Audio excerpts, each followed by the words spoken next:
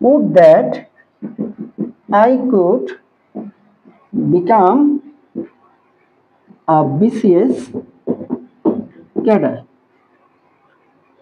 Would that I could become a BCS cadre.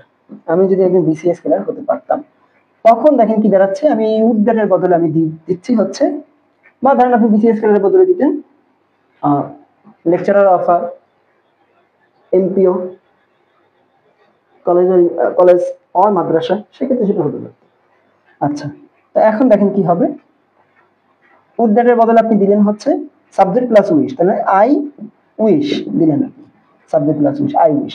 এইবার আপনি দেখেন আর যা যা আছে সেটা বসিয়ে দিলে হয়ে যাবে, এখানে আর কোনো কিছু প্রয়োজন নাই, কারণ এখানে আপনার সবই আছে, এই ভার্ব, অক্সিলারি ভার্ব আছে, মেইন ভার্ব আছে, সব আছে।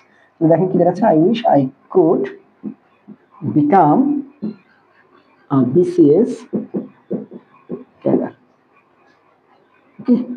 মনে রাখবেন B.C.S.O.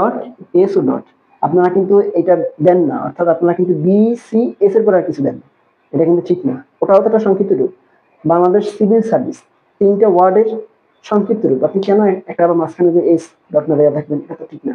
যদি না দেন কেন, তাহলে এভাবে লেখেন BCS, তাও মানুষ বুঝবে। কিন্তু এই দিলেন, এস এর এখানে কিছু দিলেন না, তাহলে আর BCS ক্যাডার হওয়ার দরকার নেই, হইতেও পারবেন না, এটা কোনোদিনও সম্ভব না। যদি হয়েও বসেন, সেটা কোনো মূল্য নাই। শিখলে শেখেন ঠিকঠাক, নাহলে শেখারই কোনো প্রয়োজন নাই, কারণ ওই শেখাটা কোনো শেখা না যেটা আদা আদা শিখছে, বুঝছেন? আদা দিয়ে জীবন চলে না।